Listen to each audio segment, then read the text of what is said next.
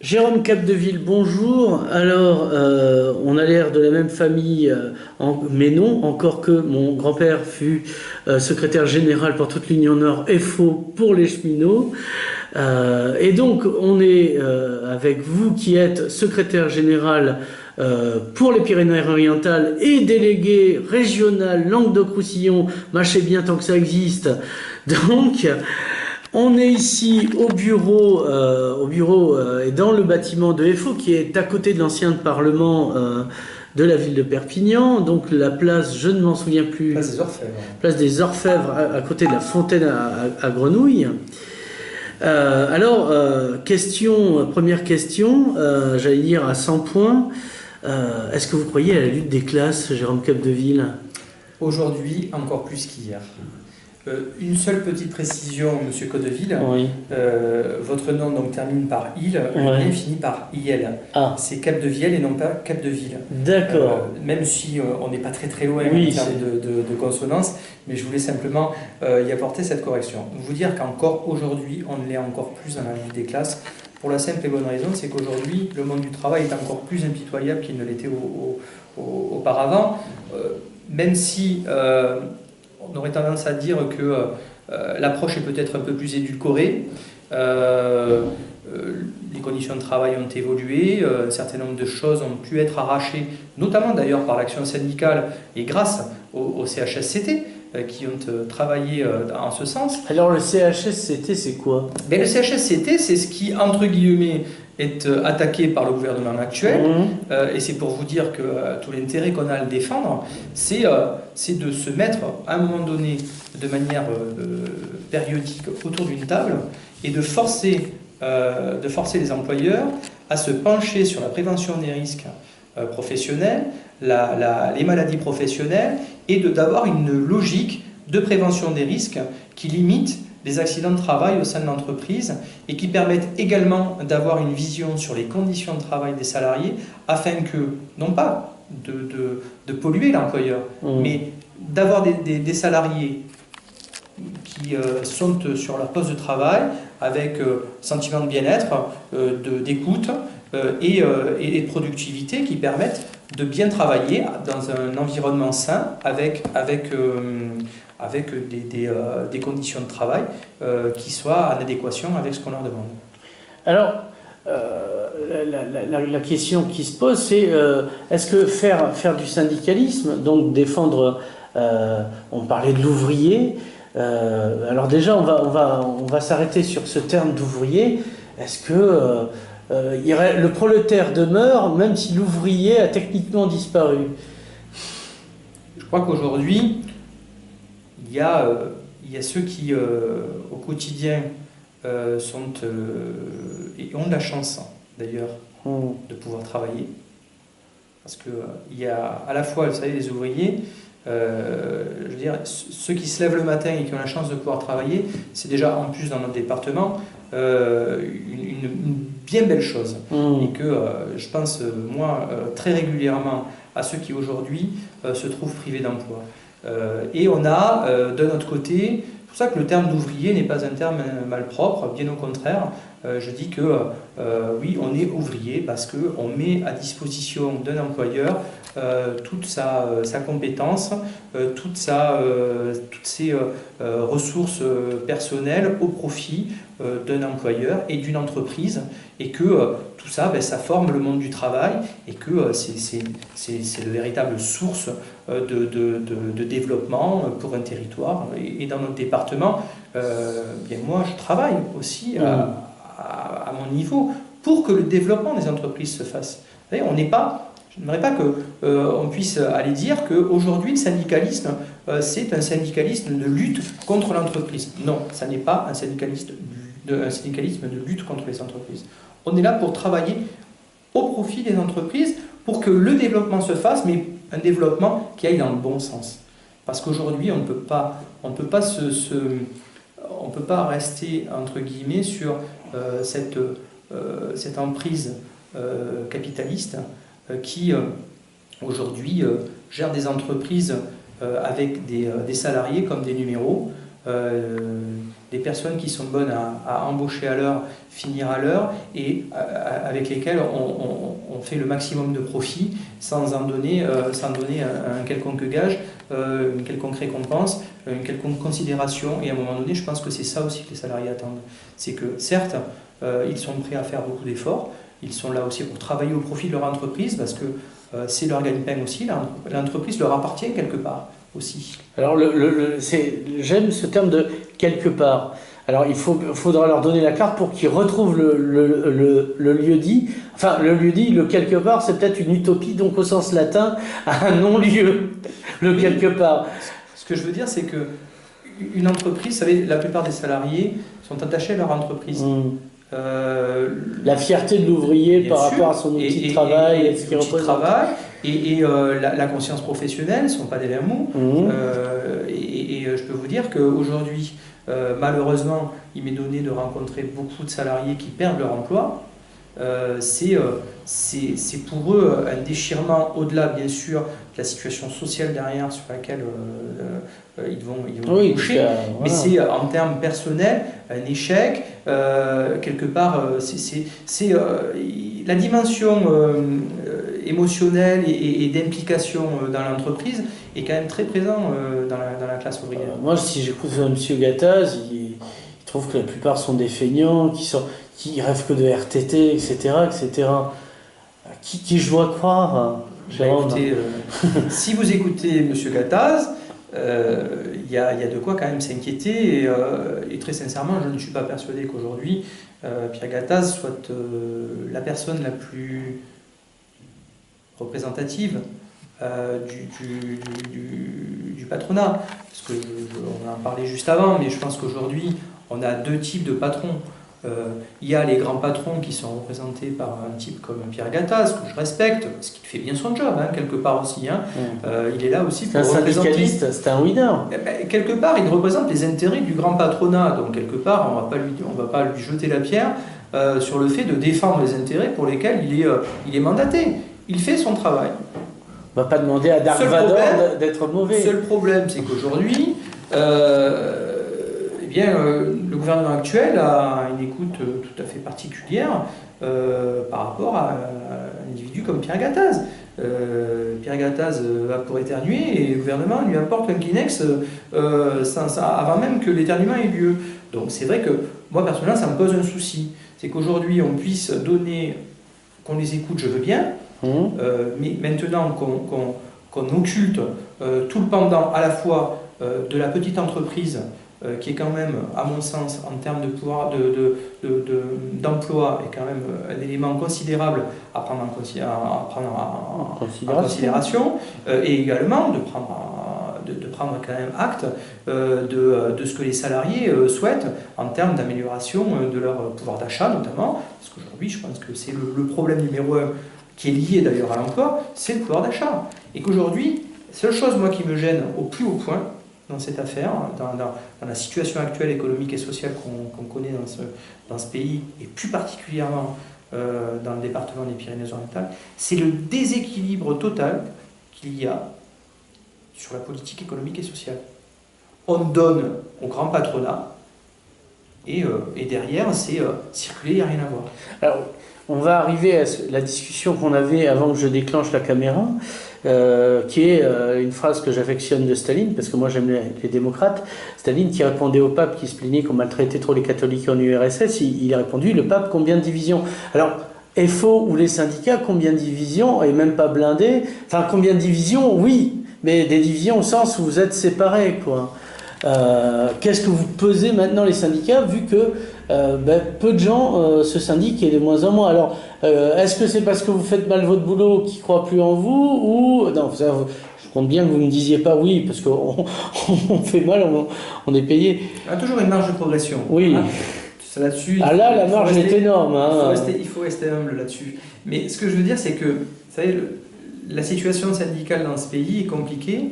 Elle est rendue compliquée par un élément qui est peut-être passé inaperçu dans ce pays, c'est également encore une réforme pour laquelle contre laquelle donc FO s'est battu, c'est la loi sur la représentativité. Cette loi sur la représentativité, elle a institué dans ce pays une concurrence. Une concurrence entre les syndicats. Et quelque part, ça a exacerbé un petit peu un certain nombre de problématiques de relations entre les organisations syndicales. Ceci étant, moi je reste quelqu'un de pragmatique et vraiment d'ancré terrain. Je le dis très tranquillement, dans le département des Pyrénées-Orientales, nous travaillons. Je ne dis pas la main dans la main, mais on travaille en bonne intelligence.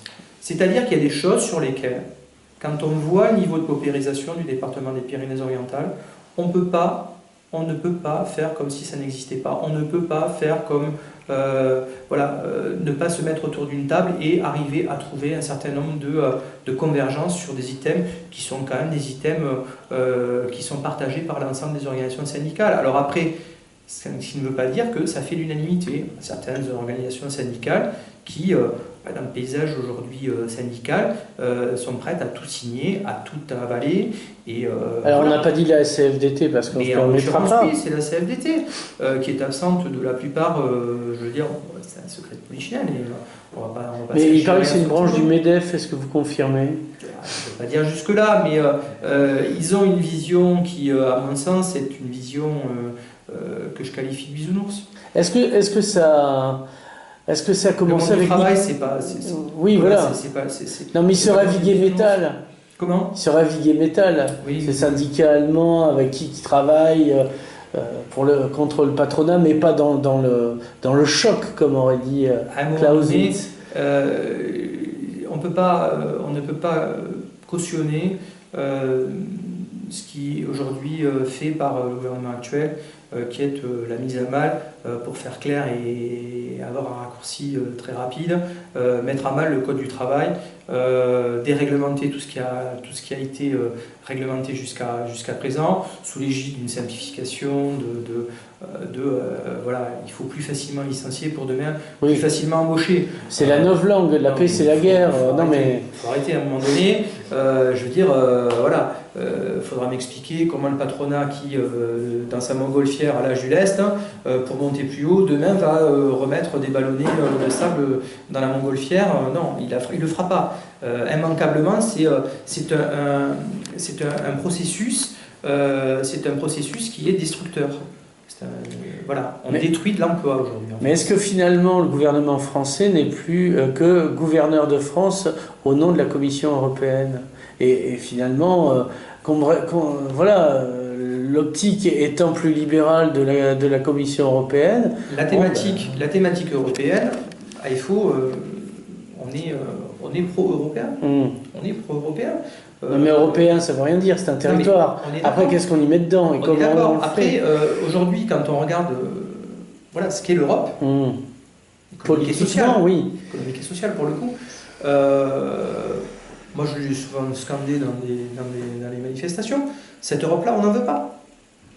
De manière très claire.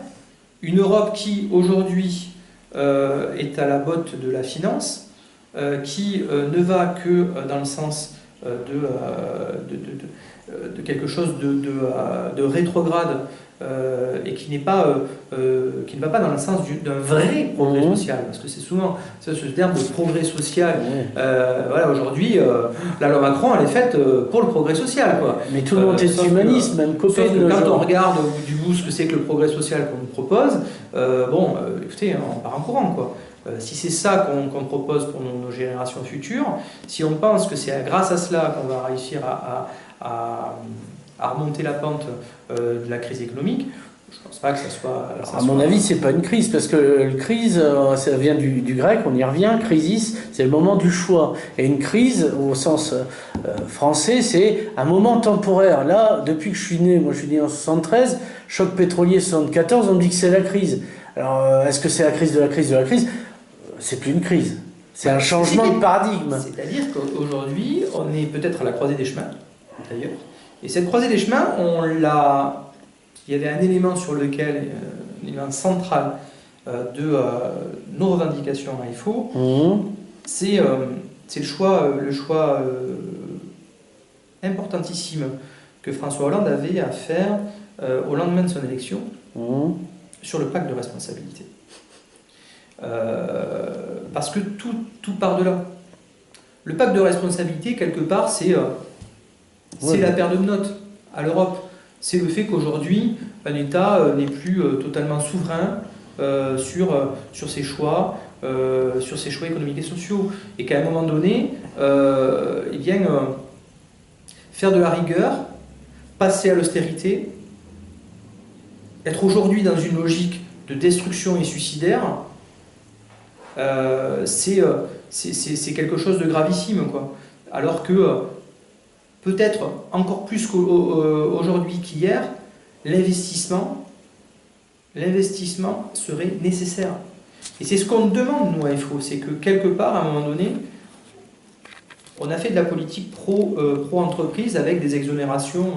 Le Premier ministre, il l'a dit. J'aime l'entreprise. Il l'a mis en chinois. Mais qu'il aime l'entreprise, à la limite. En allemand, il l'a dit.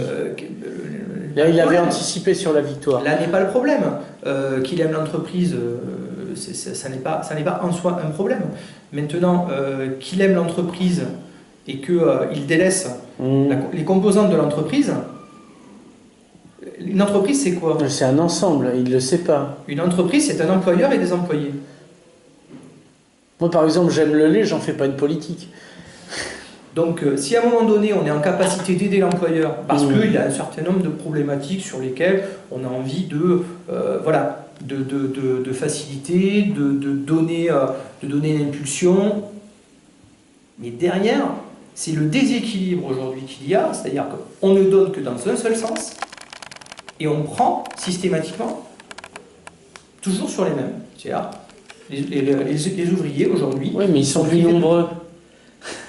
On est d'accord. Et ils ne peuvent pas se barrer. Eh bien, nous, on prétend, puisqu'on est plus nombreux, qu'à ce moment-là, au regard des cadeaux fiscaux que l'on fait aujourd'hui aux entreprises,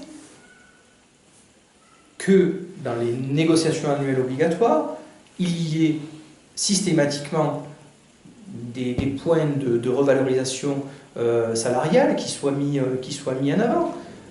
Pourquoi n'a-t-on pas mis face à ces aides patronales des obligations et des clauses de négociation dans les entreprises, avec la possibilité donc de jouer sur le levier de la revalorisation salariale, de l'augmentation du pouvoir d'achat, ce qui aurait eu comme impact double levier, c'est-à-dire de relancer aussi parallèlement cela, donc la consommation, de relancer donc le carnet de commandes des entreprises, et de ne pas attendre que le pétrole baisse, que l'euro soit plus bas, parce qu'aujourd'hui, on est en train de nous vendre que... oui, c'est merveilleux, mais il n'y a rien fait, quoi. Il n'y a rien fait.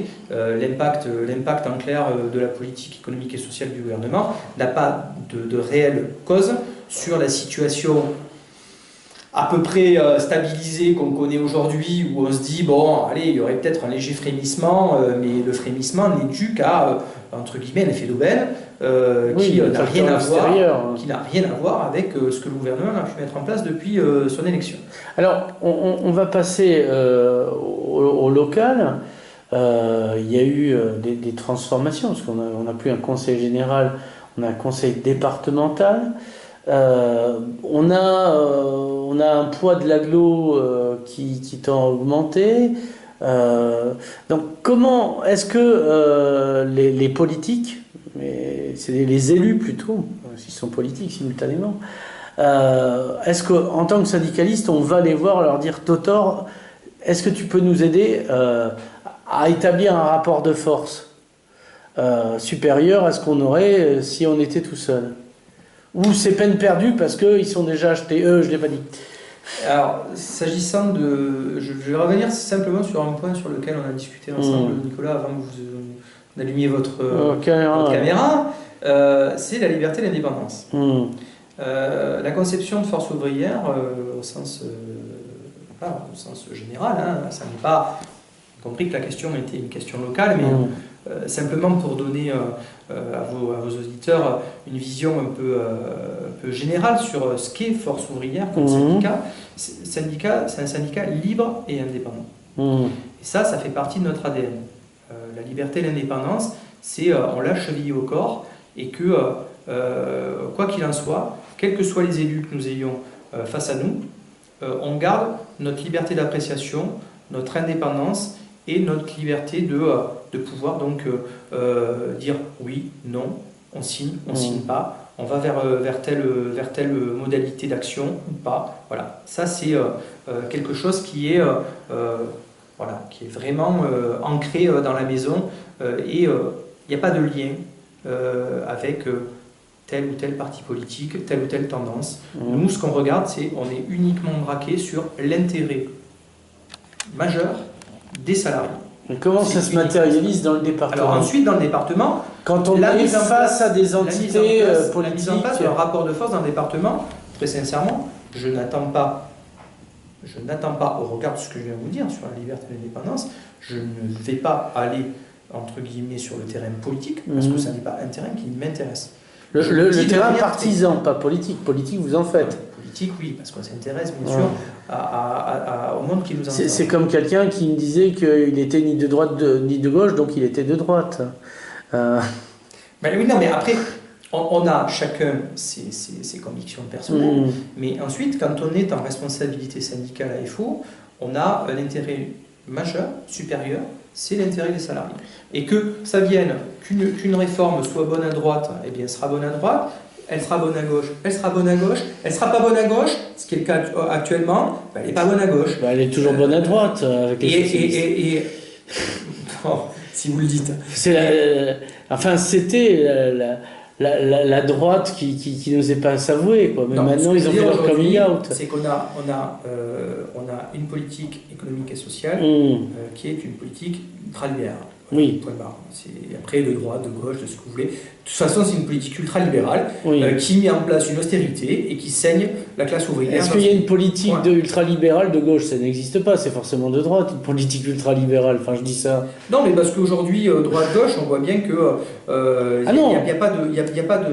Non, c'est pas droite-gauche, ça ne veut plus rien dire. Si, ça veut dire quelque chose, sauf que les socialistes, depuis leur think tank Terra Nova, ils ont décidé qu'ils étaient plus de gauche. Une politique ultralibérale, comme ça au moins vos auditeurs comprennent de ce que je veux dire. Oui, voilà. Je ne veux pas rentrer dans des clichés droite-gauche. Aujourd'hui, la vie d'aujourd'hui, c'est une politique économique et sociale ultralibérale.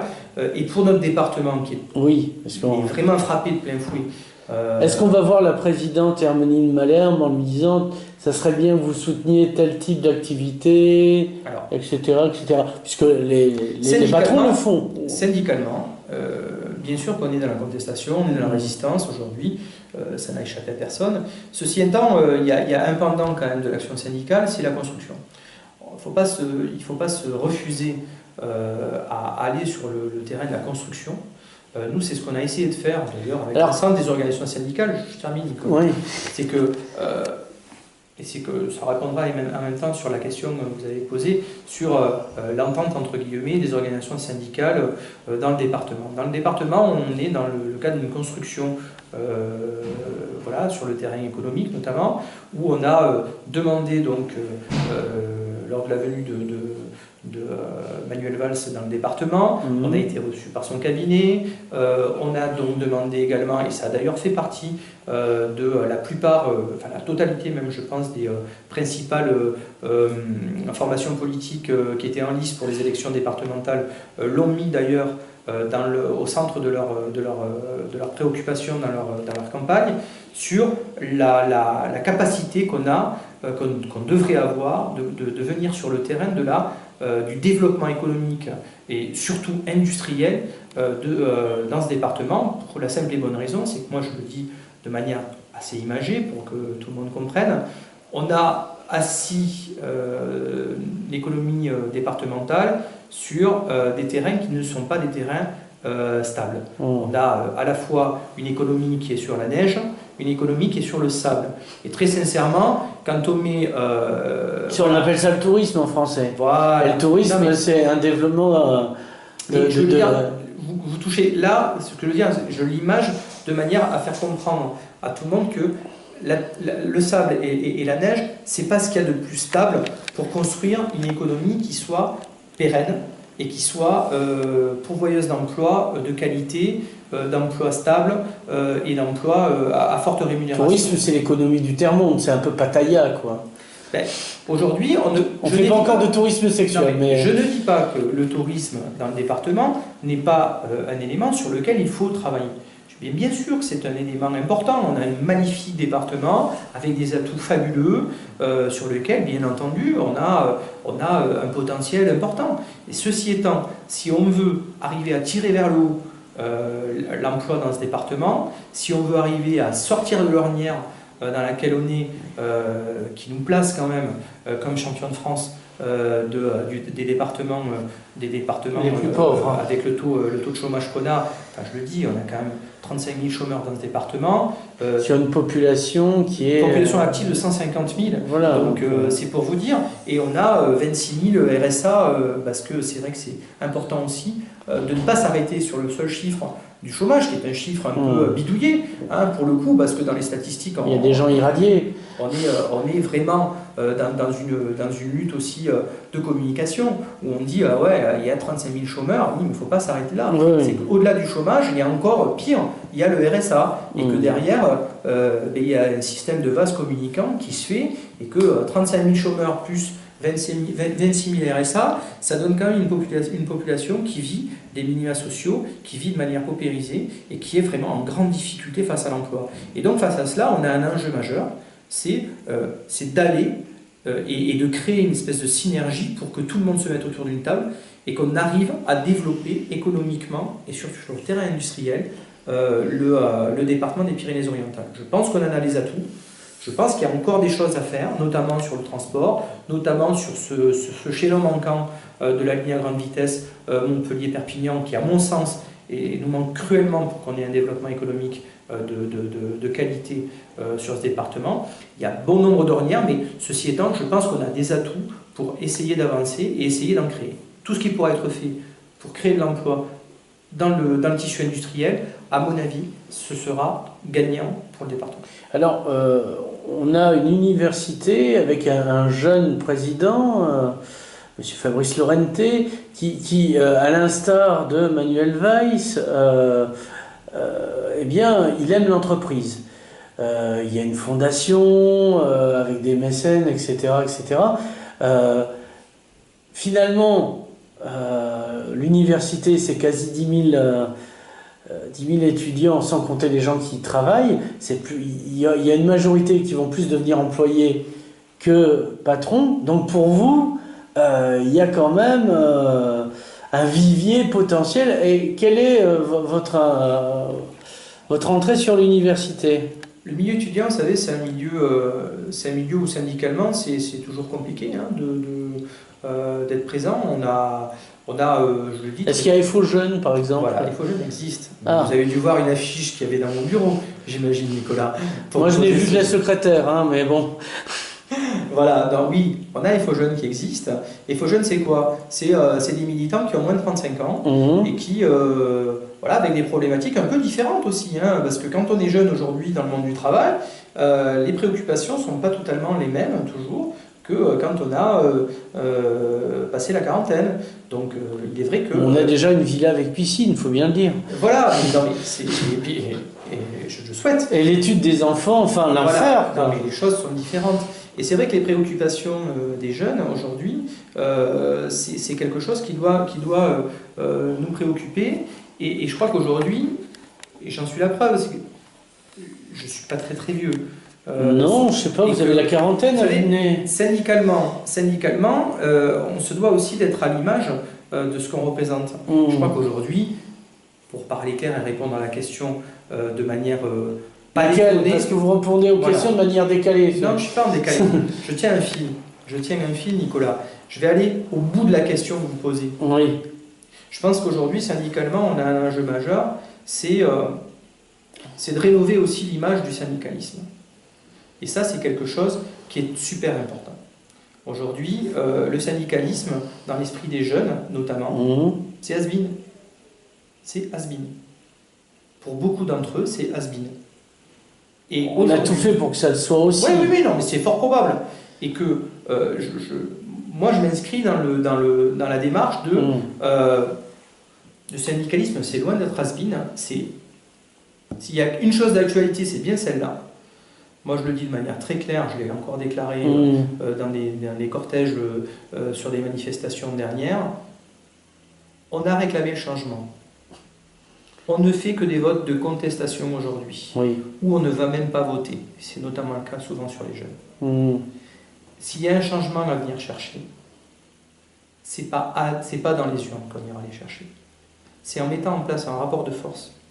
C'est en étant en capacité. On y revient au rapport de force. Bien sûr, oui, mais on y revient, comment on retire l'épée du rocher? Et ce rapport de force ne tiendra que si, à la fois les salariés, à la fois les jeunes, se réunissent, arrivent à dire stop, ça suffit. Ah bah oui, ça a toujours été comme ça, mais pourquoi maintenant ils sont... Et qu'il y ait à un moment donné un blocage de ce pays qui contraigne nos politiques qui sont là en priorité pour nous servir et pas pour se servir, qu'à un moment donné, il y ait ce stop, cet arrêt au refrain soit tiré et qu'on soit en capacité, d'une seule et même voix, à faire changer la donne.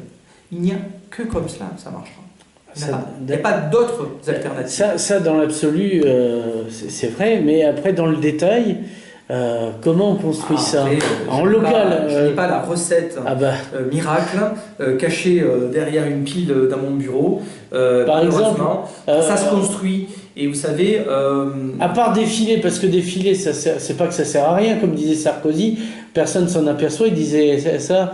la manif de ce matin, j'ai vu la manif de ce matin grâce à Facebook, parce que j'étais au chaud chez moi, tout ça, le chat, c'est pas bien. Moi je suis pas syndiqué, donc je suis un homme libre. On en parlera juste après alors. Donc moi j'ai rien à défendre, j'ai tout à attaquer. Donc je voyais, ils étaient... Quand on attaque, on défend quelque chose. Oui, la meilleure défense c'est l'attaque. Qu'est-ce que vous défendez, Nicolas? Moi, ma liberté déjà. Alors, ça, c'est une valeur commune déjà, vous voyez. Et qu'est-ce que je défends? Bon, le droit de manger correctement tous les jours et de fumer de bons cigares et de boire de bons vins et de fréquenter de jolies filles. Sur le cigare, je ne vous rejoindrai pas, mais sur le fait de pouvoir bien vivre, oui. La dignité humaine, enfin moi ce que je raconte, c'est des valeurs qu'on a communes. C'est un vieux discours, mais le problème c'est que de matérialiser le discours, finalement le syndicalisme il est comme les apôtres bientôt, ils sont réunis dans une maison, entourés de dangers, ils attendent que l'Esprit Saint tombe sur eux et leur donne le don des langues pour se faire comprendre de la multitude, comme on dit dans les évangiles. Non, je pense qu'aujourd'hui, le syndicalisme en 2015, c'est d'avoir déjà une vision bien éclairante sur ce que les politiques font de ce pays. Je pense qu'il y a aussi beaucoup de désinformation et je crois qu'on a ce devoir d'information. Est-ce que vous avez vos propres organes d'information qui dépassent le cadre syndical? C'est-à-dire que la secrétaire lit le journal de FO local, etc. Parce que, par exemple, l'Archipel contre-attaque, pour faire vite, en 5 ans, on n'avait pas grand-chose, et on est passé à 16 000 lecteurs mois. Donc j'ai construit, et avec des amis, mais un organe qui maintenant parle à tant de personnes, et pas qu'ici. Donc comment vous pourriez faire pour avoir un organe qui dépasse les syndiqués, les usual syndiqués, comme on dit? Vous avez un message universel, comme dirait Jésus. Le fait de vous recevoir aujourd'hui, dans mon bureau, est un élément sur lequel je ne vais pas parler aujourd'hui qu'à mes adhérents. Ça fait partie des axes de communication sur lesquels je crois qu'aujourd'hui, syndicalement, on ne doit rien s'interdire. Et je crois qu'on s'est peut-être interdit beaucoup de choses auparavant, et qu'aujourd'hui, on est dans une phase de syndicalisme moderne. Qu'est-ce que ça veut dire moderne? Parce que là encore, c'est un terme. Mais moi, je vais vous dire, on doit... À une époque, la machine à vapeur, il n'y avait pas plus moderne. On doit être en capacité de conserver l'identité qui est la nôtre, de la réaffirmer avec un discours qui est clair, qui est pragmatique, qui parle aux gens. Je pense qu'aujourd'hui, dans mon discours, je ne suis pas en train d'élaborer des grandes théories. Je pense qu'aujourd'hui, moi j'ai conscience que j'ai dans ce département des gens qui sont à la rue, qui sont vraiment en grande difficulté, et que ces gens-là, aujourd'hui, ne se donnent pas la peine parce qu'ils n'y croient plus. Ils sont totalement... voilà, ils sont totalement... ils sont dans une situation où l'espérance, c'est le maintien, entre guillemets, sous respirateur artificiel avec des aides sociales, et qu'on n'est pas dans une phase où on est en train de les remettre sur le chemin du travail, parce que du travail, on n'en a pas dans ce département. Les gens ne veulent pas de travail, ils veulent de l'argent pour vivre, fondamentalement. Ben, je ne suis pas persuadé. Ils veulent éventuellement un métier, mais pas un travail. Je ne suis pas persuadé. Je suis pas persuadé. Moi, je travaille pas, j'exerce un métier, c'est somme toute pas la même besogne. C'est un travail, ça vient du latin tripalium, instrument à trois pieux. Je ne vais pas refaire le documentaire de Pierre Carl, Stéphane Gluck, sur l'attention en danger du travail. Non, les gens, ils demandent de la dignité. La dignité, ça peut s'acquérir en exerçant un métier, mais un travail, ça peut être totalement dégradant. On est d'accord, surtout en 2015, et dans la manière dont les choses sont faites dans le monde du travail. Ceci étant, aujourd'hui, je pense que voilà, il faut qu'on ait syndicalement un discours qui soit clair, et de dire, si on veut s'en sortir, ça n'est pas en attendant que nos politiques qui ont qui le prouvent au quotidien, ont des préoccupations et une écoute attentive d'une certaine classe, d'un certain niveau. Oui, mais ils risquent rien à les écouter, alors que... Mais ils risquent rien. À un moment donné... La peur, ils n'ont pas peur du peuple, parce que de toute façon, ils ne se bougeront pas la couenne. Aujourd'hui... On a tué Charlie, ils sont sortis 4 millions, ils sont rentrés, et puis maintenant... Oui. Mais on discute de quelle sourate c'est vraiment Charlie, quoi. Oui, mais Charlie, si vous voulez, ça a été quelque part la capacité dans ce pays à réaffirmer un certain nombre de valeurs républicaines. C'est de dire, voilà, il y a une chose sur laquelle, dans ce pays, on est tous d'accord, c'est la défense de la République. La liberté d'expression, ça fait partie, entre guillemets, des choses qui constituent la République, la manière dont on vit dans ce pays. Et ça, c'est des choses qui parlent à l'ensemble. Sauf que simultanément, on s'est dit, oui, mais si on enseignait plus les religions? Ça, c'est un autre débat.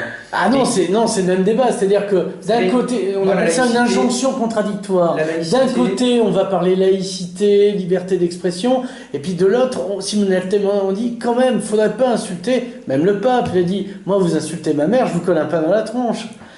La laïcité, c'est quelque chose de super important. Mais ce que je veux dire, c'est par rapport à cela, c'est que ce que j'ai trouvé d'indécent par rapport à cette prise de conscience sur Charlie, c'est qu'à la fois, on avait un gouvernement qui, entre guillemets, allait sur ce terrain qui est un terrain fédérateur, et sur lequel il faut défendre la République, c'est quelque chose qui est vraiment très très important pour nous. Mais derrière, en parallèle à cela, mettre en place une politique qui détruit la République, et qui, on le voit dans le cadre des réformes territoriales, va et encore puis plus sur l'enseignement, la réforme du collège, là, je veux dire, on en perd son latin et son grec. On est vraiment dans des politiques de déstructuration de la République telle qu'on a pu la connaître jusqu'à présent, et que très sincèrement, il y a tout lieu de s'inquiéter. Alors par rapport à cela, pour revenir à la première de vos questions, c'est le syndicalisme en 2015. Eh bien, écoutez, à un moment donné, c'est de se mettre à disposition. De mettre à disposition des salariés des outils en essayant de les informer au plus près des textes qui nous sont proposés, des visions économiques et sociales que le gouvernement défend, et d'essayer de réellement leur faire prendre conscience de l'importance de prendre leur destin en main. Alors ceci étant, après, il y a un gros travail, il y a un énorme travail, mais vous savez, à un moment donné, le déclic aura lieu. Quand? Je ne sais pas. Mais une chose est sûre. Nous, on sera là. Nous, on sera là et on sera en capacité d'organiser, comme il se doit, ce véritable rapport de force. Parce qu'on en est capable et qu'il n'y a que comme ça qu'on s'en sortira. Alors c'est marrant, on parle d'un rapport de force comme le Graal. Mais même Arthur ne l'a pas trouvé. Écoutez, on va essayer de faire mieux qu'Arthur. Jérôme Capdevielle, merci. Merci.